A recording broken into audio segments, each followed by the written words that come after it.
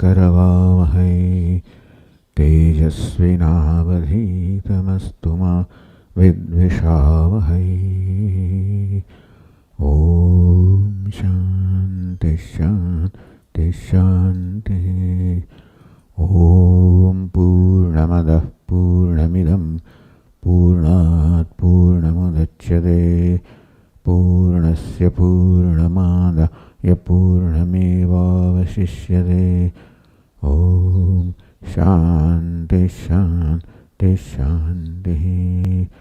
श्रुतिस्मृतिपुराणानाम् आलयं करुणालयं नमामि भगवत्पादं शङ्करं लोकशङ्करं शङ्करं शङ्कराचार्यं केशवं बादरायणं सूत्रभाष्यकृतौ वन्दे भगवन्तौ पुनः पुनः। ईश्वरो गुरुरात्मेति मूर्तिभेदविभागिने व्योमवद्व्याप्तदेहाय दक्षिणामूर्तये नमः। ॐ पार्थाय प्रतिबोधितां भगवता नारायणेन स्वयं व्यासेन ग्रथितां पुराणमुनिना मध्ये महाभारतम् अद्वैतामृतवर्षिणीं भगवतीम् अष्टादशाध्यायिनीम् अम्ब त्वामनुसन्दधामि भगवद्गीते भवद्वेषिणीम्। यं ब्रह्मा वरुणेन्द्ररुद्रमरुतः स्तुन्वन्ति दिव्यैस्तवैः वेदैः साङ्गपदक्रमोपनिषदैः गायन्ति यं सामगाः। ध्यानावस्थिततद्गतेन मनसा पश्यन्ति यं योगिनः यस्यान्तन्न विदुःसुरगणाः देवाय तस्मै नमः।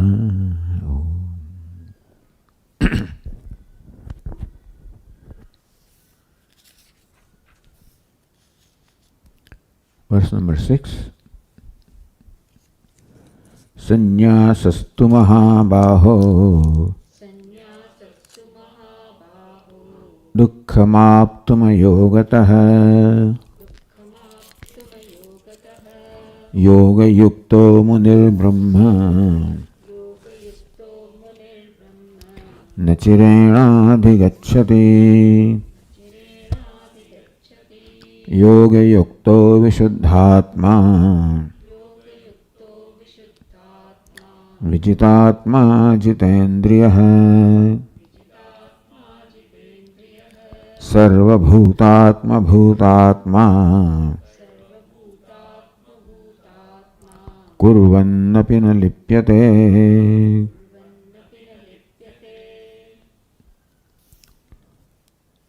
Here in the weekend Gita classes, we are in the 5th chapter of the Bhagavad Gita, which is called the Karma Sannyasa Yoga,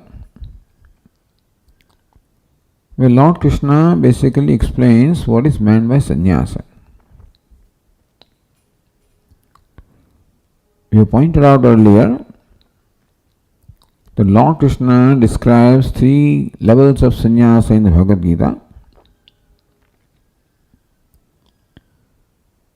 The word sannyasa is used in the primary sense by Lord Krishna to mean a vidvat sannyasi, one who is sannyasi or renunciate by virtue of vidya, by virtue of knowledge.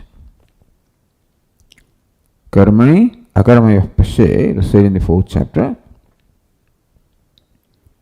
The one who sees actionless self when the actions are being performed.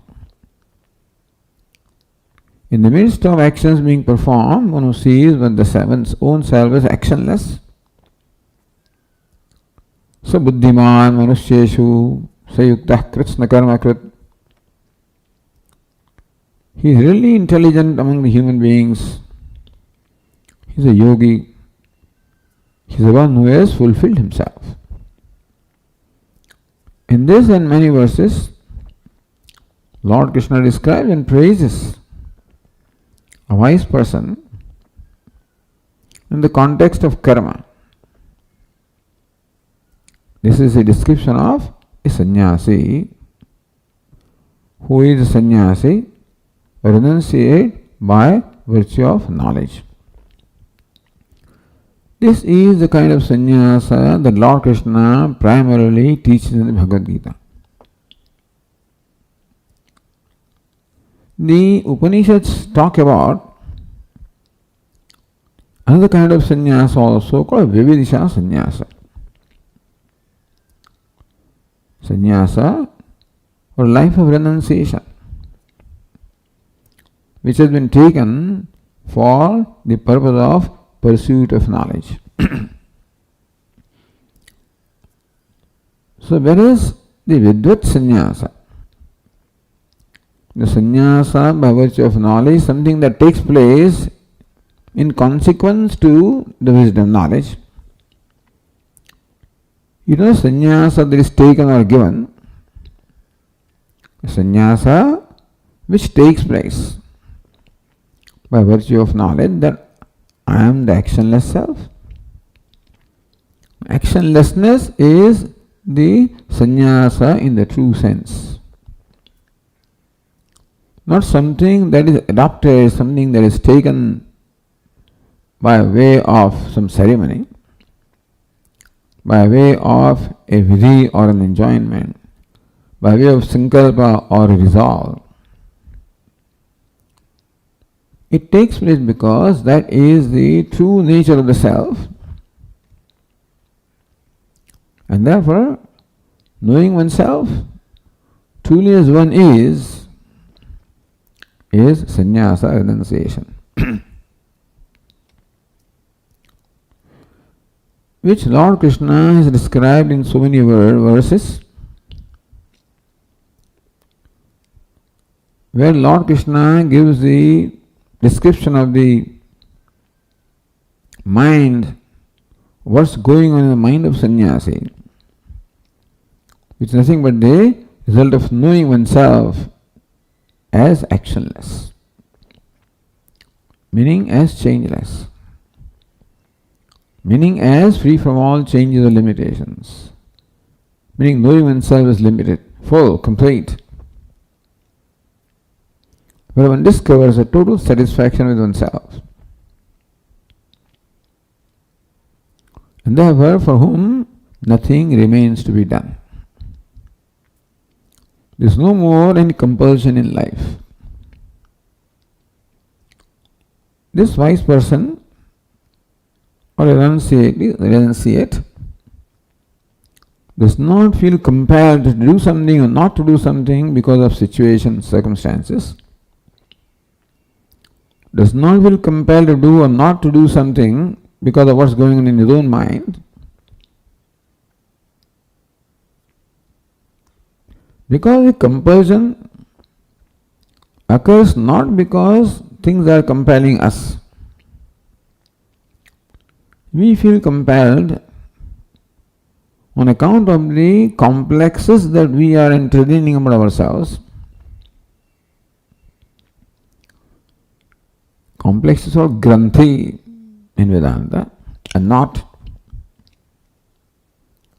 which is the result of identification of the body, mind, sense complex, which results into this kind of conclusions or opinions about oneself. I am so and so. I am great. I am small. I am big. I am nothing. I am successful. I am failure. I am happy. I am unhappy. I am father. I am son, and so forth. It's only when one entertains this kind of notions or complexes about one's own self that one feels compelled. A father feels compelled because he thinks I am father. These are my children. I have responsibility towards them. He judges himself based on what his children do or do not do. And it is self-judgment that creates a need to either maintain a certain status or to acquire a certain status. So that whenever there is this complex self-judgment, there is a need. When there is need, then one feels compelled. The wise person is free from all complexes, because there is no identification with body or mind or the sense organs. There is identification with one's own self, which is the true nature of oneself. And therefore, there is no opinion or judgment about oneself based on something different from oneself. There is knowledge about oneself. And therefore knowledge about everything else. Once one has this, then one is free. One is free from all compulsion, because one is free from all complexes. Free from all compulsion to do something or not to do something. BhagavadGita began with compulsion on the part of Arjuna, who said, Nayotse, I will not fight this battle. Means, I will not fight. That means there is something that is compelling you to refrain from fighting the battle. It is not that one is compelled because one fights or does not fight. It is not the action that determines whether there is the compulsion or not. What one feels within oneself. Arjuna felt that if I fight this battle, Nachashreyam Pashyami, I see no good happening in this outcome of this result or the battle. And therefore, he decided not to fight. So these are the compulsions which are the result, which is what we call bondage, dependence, which are the result of the abhimanam, identification, result of ignorance. When this ignorance goes, when there is no identification with what I am not, when I see what I am, then everything is in order. I am in order, and everything else is in order. For an ignorant person, he is not in order, and nothing else is in order. For a wise person, he is in order, and everything else is in order. This is called freedom. When I am in order, and everything else also is in order. This is the goal that Bhagavad Gita presents before us. It's called freedom. Freedom from compulsion. And compulsion comes from a sense of limitedness, or freedom from limitedness, freedom from inadequacy, freedom from lack, freedom from want. So that is the sannyasa or renunciation in primary sense. This is the result of knowledge, self-knowledge. And Upanishad says that for this knowledge one should necessarily approach a teacher. Tad vijnanartham sagurumeva vigachet samitpanahi shrotriyam brahmanishtham. The Mandaka Upanishad says, Tad vijnanartham, for the knowledge of the self, saha gurumeva vigachet. This aspirant should necessarily approach a teacher. He is a qualified teacher. Approach the teacher with the right attitude. In the Bhagavad Gita also it was said in the 4th chapter, Tad vidhi pranipatena pariprasnena sevaya. Pranipata, the long prostration represents the right attitude. Sevaya, serving the teacher, represents the devotion. Pariprashna, asking the right question at the right time, shows the jignasa, the desire to know. So when aspirant is like this, then he or she must approach a teacher. And when the teacher finds this person is suitable, is qualified, is deserving, Upadekshantite jnanam jnaninaha tattvadadandi jnaninaha tattvadashinaha. The learned and wise people will definitely impart knowledge to you. Therefore, knowledge takes place when one undergoes a certain process.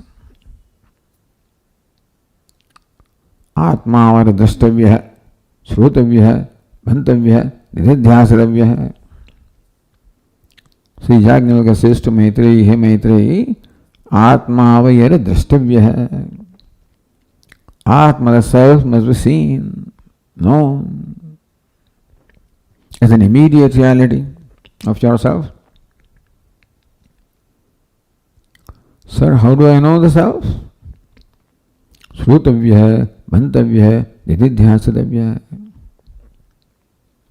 You must listen to the unfoldment of the self from a competent teacher who unfolds the nature of self based on the statements of the Upanishads. Shrutavya has got Shravanam, which is the process of deliberation upon the meaning of the statements of the Upanishads. Mantavya, the knowledge that one has gained from Shravanam, listening to teacher, should be made free from all doubts with the help of supporting reasoning or logic, what's called mananam. Meaning the self must be reflected upon. Nididhyasatavya. And then one must overcome the habitual error of identification to gain an abidance in this knowledge. This is the process of gaining a knowledge that the Upanishad describes, where the student necessarily needs the grace, the guidance, the support, the care of a wise person, of a teacher. And it's a process extending over a period of time, during which time the aspirant lives with the teacher, at the feet of the teacher. Which means that that person has given up all other commitments, all other responsibilities, all other claims. And in the Vedic times, this could be possible only when one adopted the life of a renunciate. So this is the renunciation that is adopted by will. The Vidvat Sannyasa, renunciation by virtue of knowledge, takes place. Where is the Sannyasa, renunciation, adopted for pursuing the knowledge, for Shravanam, Mananam, Nididhyasanam, is taken by will. One goes through a certain ceremony. There is vidhi or a stipulated ceremony. It's called Vaidha Sannyasa. Sannyasa or renunciation, life of a renunciate, adopted by oneself. Of course, imparted by a teacher, specifically for pursuit of knowledge. It's called Vividisha Sannyasa. Upanishads describe this specifically. BhagavadGita makes a mention of it. But when Lord Krishna says, may you know the process by which you can gain the knowledge, you say in the verse 34 of the chapter 4, Tad vidhi pranipatena pariprashnena sevaya. That is the description of a Vividisha sannyasi who has dedicated himself or herself for the pursuit of knowledge. So this is the second level of sannyasa, which is a means of attaining the primary sannyasa or vidvat sannyasa. A Vividisha sannyasi, by subjecting himself or herself to the process of seeking knowledge, ultimately becomes a vidvat sannyasi, renunciate by virtue of knowledge. So these are the two levels of sannyasa known in the Upanishads. Vidvat sannyasi is also called Jivan Mukta, liberated while living. In the Bhagavad Gita, Lord Krishna also talks about the third level of sannyasa, which is not sannyasa or renunciation by virtue of knowledge, nor is it renunciation as a way of life by virtue of vidhi or by virtue of a process or will or a ceremony. It is sannyasa or renunciation which is a state of mind or disposition of mind. Here, Lord Krishna said, Nyasa nitya sannyasi yona dvesh, third verse, Nyasa nitya sannyasi yona dvesh nikangshadi. Yona dvesh nikangshadi. One who is free from dvesha and akanksha, dvesha and raga, attachment and aversion. He should be known as sannyasi. So this person is not sannyasi renunciate in form because he is active, he is performing his duties. Usually a sannyasi is the one who has renounced the duties.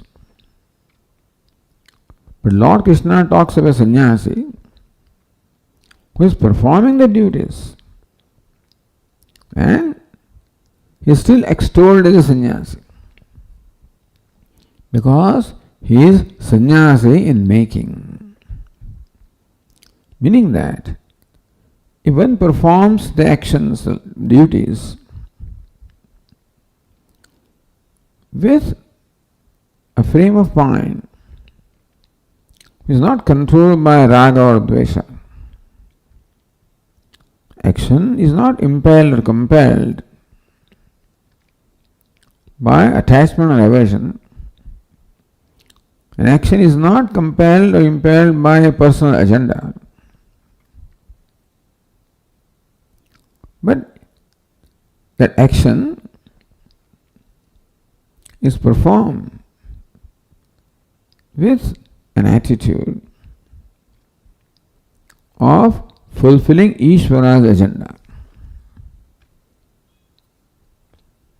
It's easier said than done, but this is the goal. That ultimately one becomes identified with Ishvara and his actions are performed for fulfilling Ishvara's agenda. Gata sangasya muktasya jnana vastita chetasah yajnaya charatah karma samagram praviliyate. Again, 4th chapter said,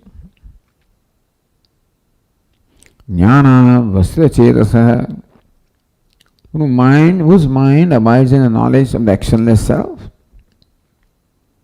Yajnaya acharatah karma, his karma, the actions are automatically for fulfilling Ishvara's agenda. Our actions can also be said as an offering to Ishvara.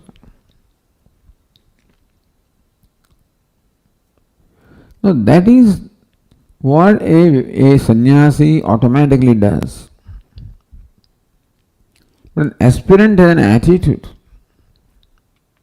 Becoming that kind of a sannyasi, therefore, while performing action, this karma yogi, who is a mumukshu, who is desirous of moksha, tries to maintain that attitude of offering his or her actions to Ishvara as best as possible, avoiding influence by personal agenda.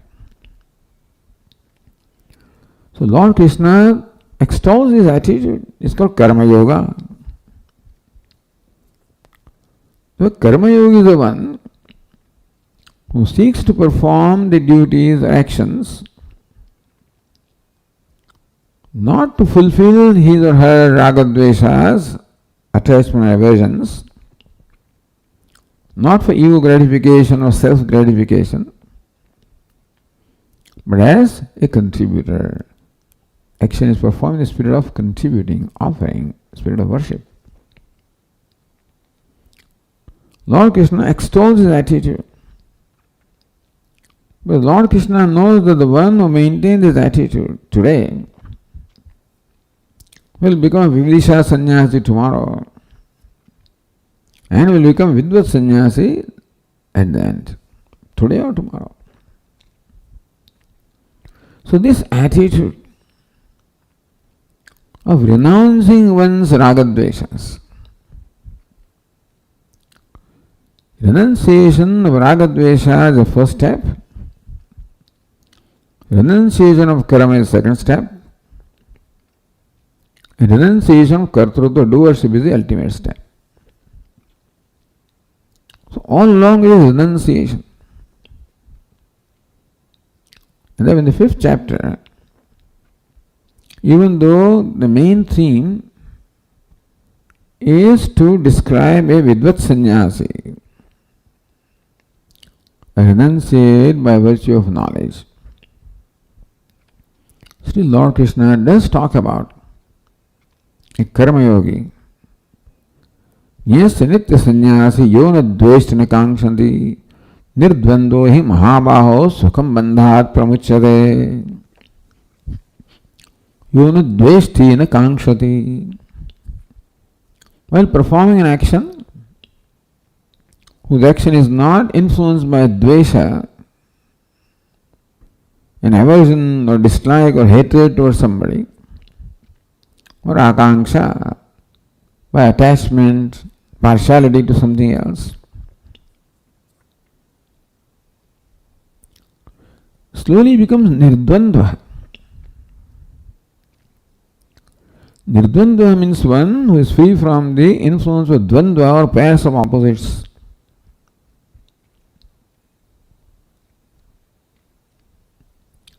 So raga and dvesha, attachment and aversion, stand for all the dvandvas, all the pairs of opposites.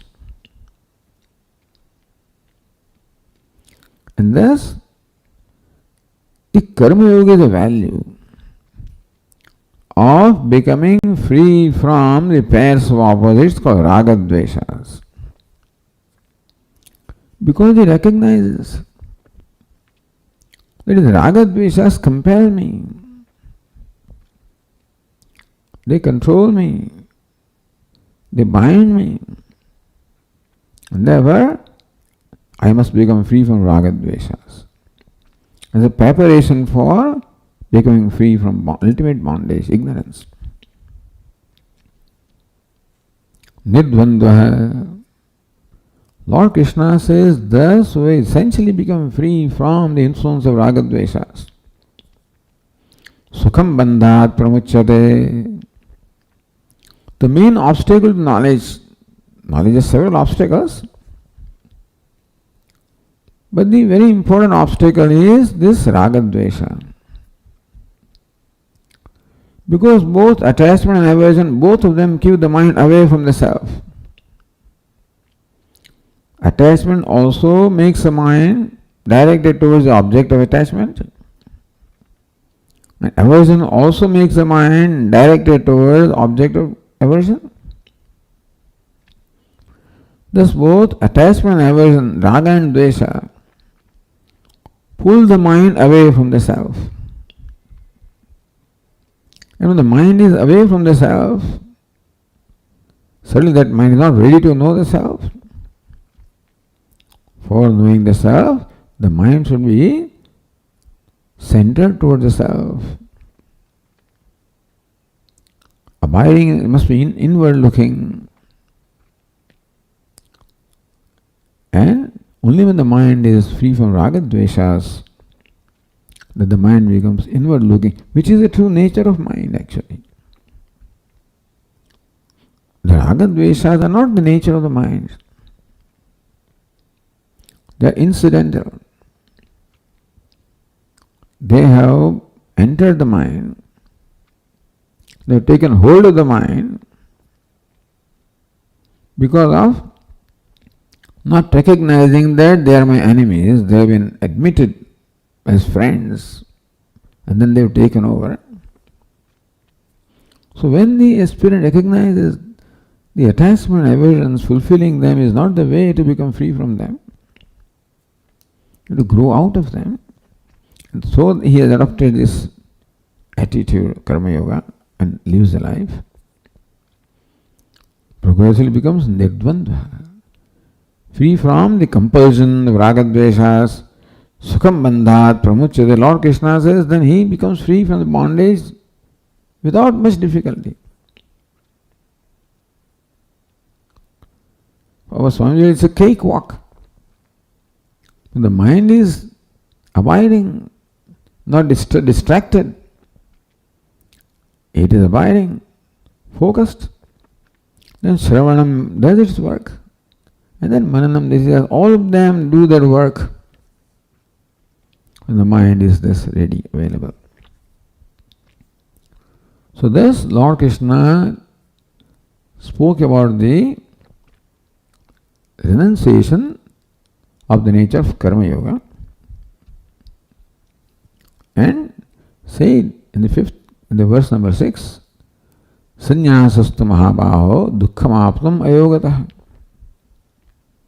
Ye mahabaho, ye mighty Arjuna, ayogatah, without the process of karma yoga, with which one makes the mind essentially free from the control of raga dveshas, one gains a relative freedom. So unless that mind is cultivated, sannyasa, dukkhamaptum, sannyasa, vidvat sannyasa, moksha, brahmajnanam, the knowledge of Brahman, knowledge of self is extremely difficult to gain. On the other hand, the second line of the 6th verse says, Yoga yukto mudhi brahma nachirena adhigacchati. So first line describes what we call vyatireka. If yoga is not there, in absence of yoga, the knowledge is very difficult or knowledge cannot take place. On the other hand, second line says, Yoga yuktaha. One is endowed with yoga, the right attitude, and then nirdvandva, has become free from the influence of the dvandva ragadveshas. Munihi yoga yukto munihi. Munihi means when a contemplative person. So mind that becomes free from the influence of ragadvesha is called Shuddha Antahkaranam, Antahkarana mind enjoying a purity, enjoys inward lookingness, enjoys a focus, discovers the value for knowledge, becomes a contemplative mind. Therefore, as a result of this yoga, one becomes munihi, contemplative one. Brahma nachirena adhigacchati. This munihi, contemplative one, when this mind is applied by Shravanam, Mananam, Nididhyasanam, then Brahma, the knowledge of Brahman, Or Brahman also here means sannyasa, the Vidvat sannyasa, nachirena adhigacchati. One attains that sannyasa, primary sannyasa, Vidvat sannyasa, which is the result of Brahma Jnanam, self-knowledge, attains in no time. That is how emphasizing the value of yoga or freedom from ragadvesha. Therefore, the process was further described in the 7th verse. Yoga yukto vishuddhatma vijitatma jitendriya. So, yoga yukto mudir brahma nashen adhigacchati, the second line side of the verse number 6. Same thought is amplified in the 7th verse. Yoga yukto vishuddhatma vijitatma jitendriya. Yoga yukta, one who is endowed with yoga, with freedom of ragadvesha, or sameness of the mind, samatvam yoga uchyate. These ragadveshas make our mind vishamam. That mind fails to see the sameness that is existing. As the pressure of ragadveshas becomes less and less, one can see the harmony prevailing, the sameness prevailing in the apparently dissimilar things. There is a unity in diversity. With more ragadveshas, diversity becomes more important. Unity is overlooked. When pressure of ragadvesha reduces, one sees the unity that is obtaining, which is sameness of the mind, samatvam yoga uchyate. The one attains samatvam. So samatva buddhi, the attitude of sameness of the mind, with reference to accepting the result as prasada, Ishvara's grace. We look at karma also with the sameness of the mind as an offering to Ishvara. Yoga yukta. So this one who is endowed with this attitude of yoga, sameness of the mind, spirit of contributions, spirit of worship,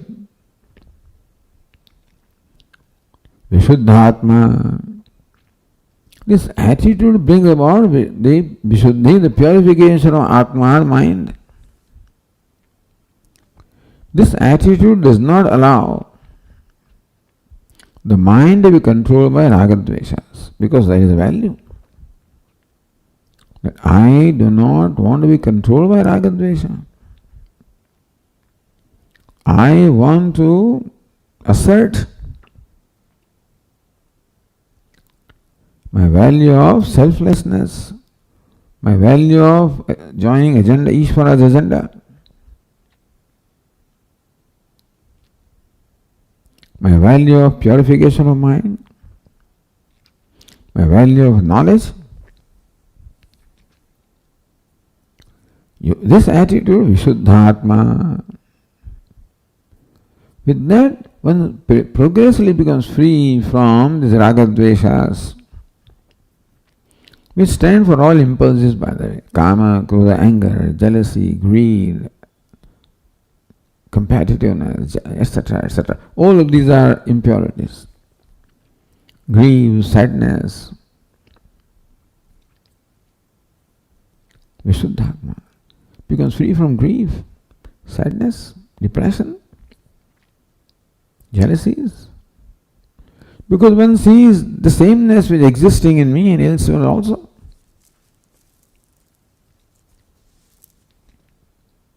Vishuddhatma. As the mind becomes vishuddha, devoid of ragadvesa, rajas and tamas, mind becomes sattvic.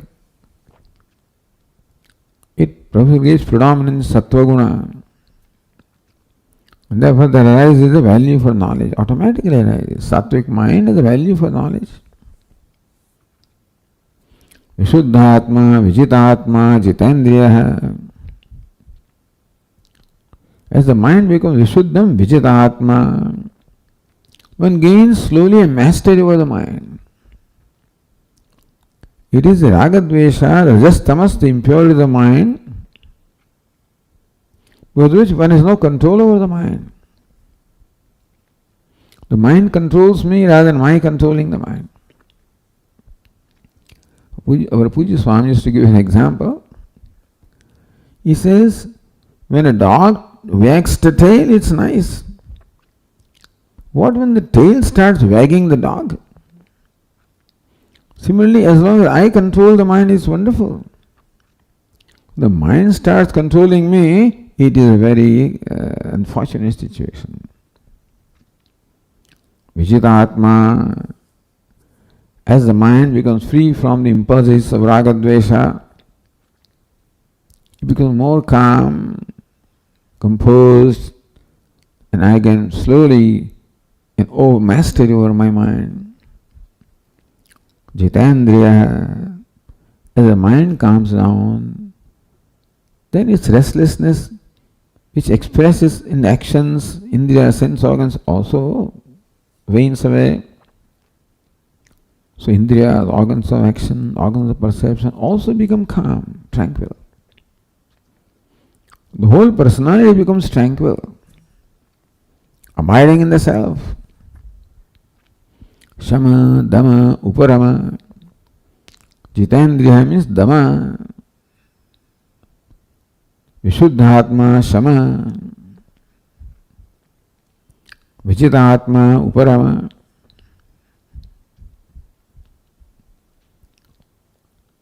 As a result, Sarvabhutatma Bhutatma Kurvannapi Nalipyate. You presume that a few steps are involved here. That an aspirant like this does take resort to the teacher,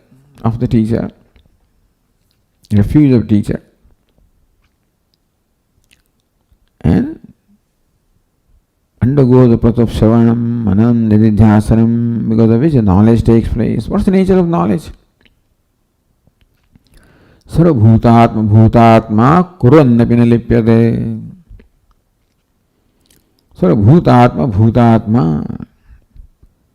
He knows his self as the self of all the beings. Sarvabhutatma Bhutatma. He knows his own self as the self of all the beings. He sees himself one non-dual reality, free from all duality, divisions, limitations.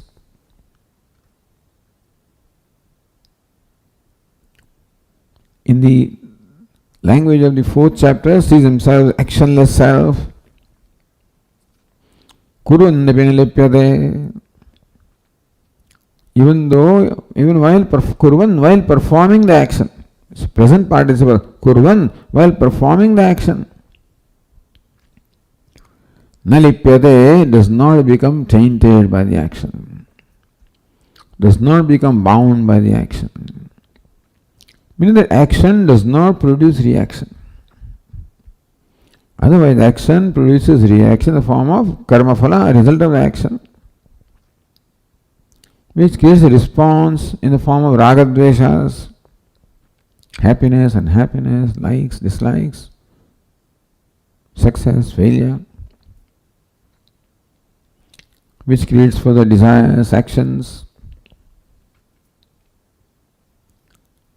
This is how action is said to taint one, bind one. Action doesn't bind. But this wrong attitude that goes with action is a binding attitude. So normally think that it's not that karmana baddhate jantu. It is said that a jantu, a jivatma is bound by karma. That cannot be so because kurvannapi nalipyate, this wise person is performing action from the standpoint of others. Nalipyate, but he is not tainted. He is not affected. He remains ever pure, ever free. This is the description of the Vidvat sannyasi. What is sannyasa? Renunciation. What is renunciation? Renunciation means freedom from the effects of action, not freedom from action. Which Swami was very fond of saying, not freedom from action, freedom in action. There can be freedom from action, which is what Arjuna thought was the freedom. And therefore, he wanted freedom from action. I would say, Lord, I will not fight. Freedom from action doesn't mean freedom, because freedom is a state of mind, it's not a situation. You may not be performing any action at all, you can still be very much bound, and you may be performing a lot of action and still be free.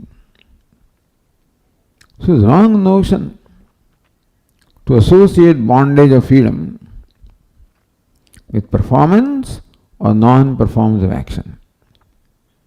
Arjuna equated performance of action with bondage and non-performance of action as freedom, and that's the kind of freedom he wanted. Therefore, Lord Krishna teaches him the freedom is not to be equated to any external situation, not to be equated as performance of action or non-performance of action.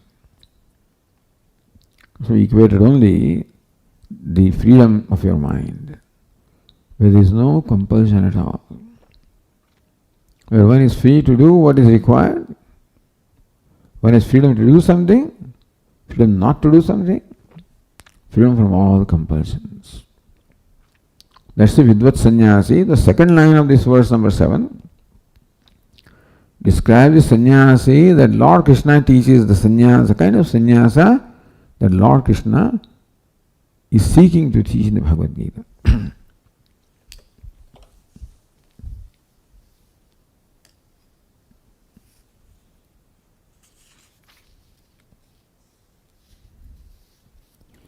So Bhashyakara says, Satatrayam vartamanaha loka sangrahaya karma kurami na lipyate. So why should this wise person perform action anyway? When there is no compulsion to perform action, there is no need to perform action, there is no personal agenda left at all. Which is what normally prompts a person to perform an action, the personal agenda. And therefore, the only reason that we know of why we perform action is to fulfill a personal agenda. And this personal agenda itself is bondage. The agenda compels me to do something or not to do something. Through doing something also I seek to fulfill my personal agenda, or not doing something also I want to fulfill a personal agenda. This person is free because he has no personal agenda, or he has become free from the need for a personal agenda. He's quite happy with totally fulfilling Ishvara's agenda. So Bhashyakara says, Tatra evam vartamanaha samyak darshi, one who has the knowledge of the self, the true knowledge of the self, yathartha jnana, one who knows the self as our self is. What is the self? Sarvabhutatma bhutatma. The self of mine is self of all. I am the self of all. All that is Atma, one non-dual self. That's what I am. That's what everything is. And therefore there is no division at all of self and non-self also in the vision of the wise person. And therefore there is no agenda. Then why should he? Therefore there is no need for this person to perform action. Loka sangrahaya karma kurvannapi. His karma or action was loka sangraha. for the well-being or welfare of the people. So Swamiji, you say that he doesn't see the second one? True. He doesn't see the second one. We recognize that people see the second one. People do not have this knowledge. They have personal agendas. And very often, in the process of fulfilling personal agenda, people compromise values, compromise dharma, compromise righteousness. When dharma is compromised, righteousness is compromised, then what sustains the harmony in the society gets compromised. Then there is disharmony in the society, there is unhappiness in society. So what Lord Avatara does, Dharma samsthapanarthaya sambhavami yuge yuge, Lord Krishna is Dharma samsthapanarthaya, for establishing rule of dharma, establishing rule of righteousness. Vice President not Avatara. He doesn't possess the kind of power that an Avatara possesses. But he possesses the same vision he does possess. Same compassion he possesses. Same spirit of self-offering he possesses. A karma yogi performs action with an attitude of offering the self. The attitude is culminated into the nature for a wise person. That effortlessly wise person performs action as an offering. What is the offering? That which will be for the welfare of the people. Because that is Ishvara's agenda. The wise person's agenda is Ishvara's agenda. Ishvara's agenda is the well-being of the whole universe. Loka sangrahaya karma kurvannapi na lipyate. We find that the wise person also is performing action for what? Loka sangrahaya. Without any personal agenda, to fulfill agenda of the universe, agenda of Ishvara. Na lipyate karma vihin na badhyate ityartha. It is the personal agenda. It is a selfishness, self-centeredness that binds person. Karma does not bind. This attitude of self-centeredness, attitude of helping oneself even at the cost of others. It is not possible to fulfill one's own agenda without hurting the agenda of someone else. Not possible. Because my personal agenda will not necessarily coincide with the agenda of others, and therefore to fulfill my agenda, I will knowingly or unknowingly trample upon the agenda of others. And therefore, some violence is always involved in fulfilling self-agenda. Therefore, this is a totally non-violent person who has no self-agenda. As a result of discovering the true nature of self. And therefore, even though performing karma, so it is not karma or action that binds a person. It is the personal agenda, the self-centeredness that usually accompanies an action. It is the selfishness that usually accompanies an action. That is what binds. Action doesn't bind. But what happens is when a person is about to perform the action, the personal agenda, the self-centeredness surfaces right away and attempts to control the person and his action. This person is free from self-agenda because his agenda is fulfilled. discovering that I am one non-dual self, I am limitless, without division, and I am complete. And that is the agenda. The primary agenda behind all agenda is to become complete, to become free. And usually a person performs actions to become free.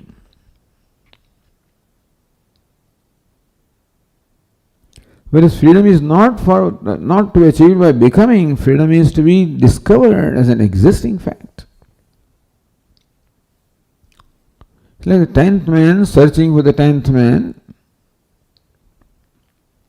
and that action can never result into success, a successful discovery of the 10th man. One thing leads to the other. That's called the bondage. It is ignorance, false notions, which brings about the ego, which brings about personal agenda, brings about self-centeredness. This is what is a binding fact. Karma becomes instrumental in invoking all this stuff which is already stocked up in there. Avidya, kama, karma, all of this is stored inside.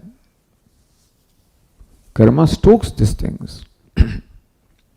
If they are not there, karma itself is innocent. Kurundapina lipyate. Wise person's karma does not bind him or her, because he is free, become free from all those factors that bind a person.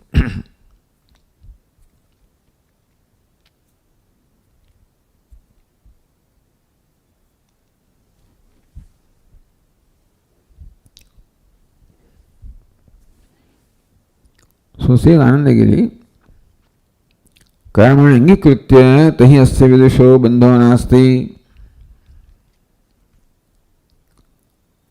The verse number 7 said, Kurvannapi nilipyate. He does not become tainted, does not become bound, even while performing action. Karmani angikritya, as though the wise person performs the action, then it was said that action doesn't bind. But now Lord Krishna says there is no karma for him at all. He doesn't perform action. How can both be? Kurvandapi nalipya, he performs action and doesn't become bound. Now Lord Krishna will say he does not perform action. How can these two contradictory things obtain the same locus?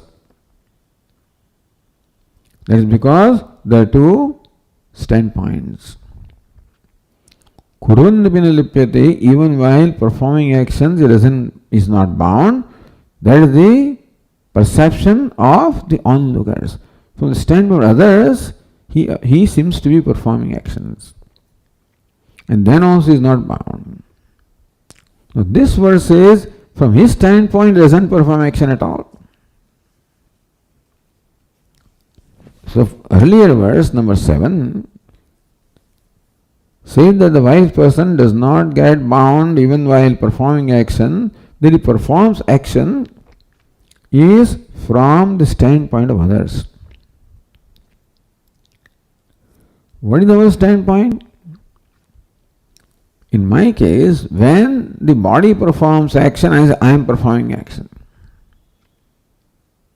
When action is performed in the little body, sense organs, mind, this upadhi performs action. Prakrute kriyamani gunihi karmani sarvashah, Lord Krishna said in the 3rd chapter, that all the actions in every way are performed only by the products of prakriti or matter, which is body, mind, sense complex. Ahankar vimudhatma kartaham manyate. One is identified as upadhi, takes the body to be I, sense organs to be I, the mind to be I, the intellect to be I. Kartaham, he thinks, is a notion that I am performing action. The body performs action, he says I am performing action. The sense of action perform action, I am performing action. Mind performs action, I am performing action. So this is my view right now. I am equating this body, mind, sense complex with the self. And therefore, what the complex does is what I do. Therefore, when I see another person also, that his body, his mind, his sense organs are all active, and we presume that his self is acting. So whatever adhyaropa, superimposition takes place in my case because of ignorance, I presume that other person also acts in the same way, and therefore when that person's body is active, sense organs are active, mind is active, I presume that it is self that is talking, self that is walking, self that is thinking. So I say, he is performing action. So that is my standpoint. Standpoint of the onlookers. With reference to which Lord Krishna said, Kurvannapi nilipyate. Even though while performing action from the standpoint of others, or from the standpoint of the ignorant people. Because an ignorant person equates the body or upadhi with the self. And since the upadhi of the wise person is performing actions, an onlooker takes for granted that the wise person is performing action. So Lord Krishna says, even when someone thinks that this person is performing actions, nalipyate, he is not bound by them. Then why is action performed? Loka sangrahaya, as an offering to Loka, offering to Ishvara, offering to universe, for the well-being of the universe. Then what is his own standpoint? So standpoint of the wise person is described in the verses 8 and 9. So let us read them. Naiva kinchit karomiti to manyeta tattvavita pashyan shrunvan sprashan jigran pashyan shrunvan sprashan ashnan gachan swapanshvasan ashnan gachan swapanshvasan pralapan visrujan grunhan pralapan visrujan grunhan unmishannapi unmishannapi indriyani indriyartheshu vartanta iti dharayan.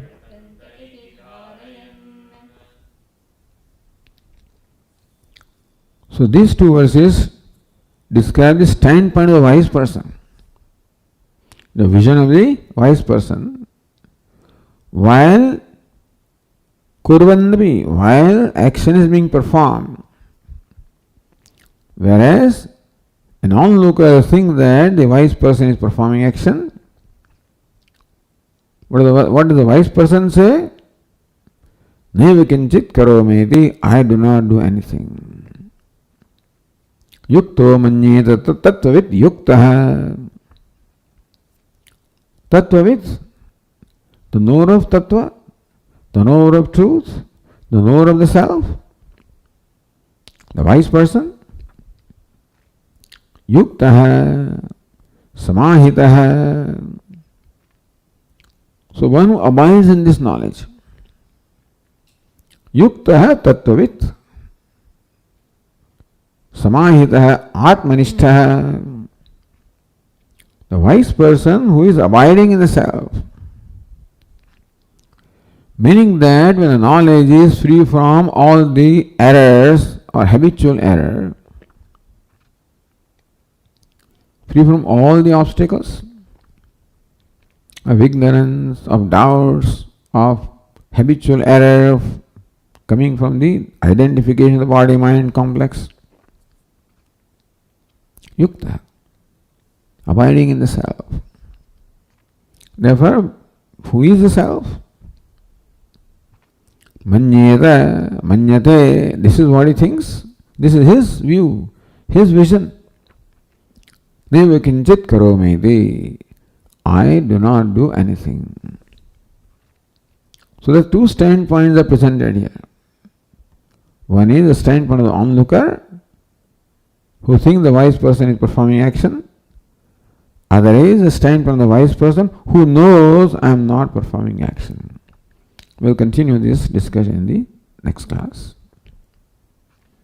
Om Purnamadah Purnamidam Purnat Purnamudachyate Purnasya Purnamadaya Purnameva Vashishyate. Om Shanti Shanti Shanti. Hari Om. Shri Gurubhyo Namaha. Hari Om.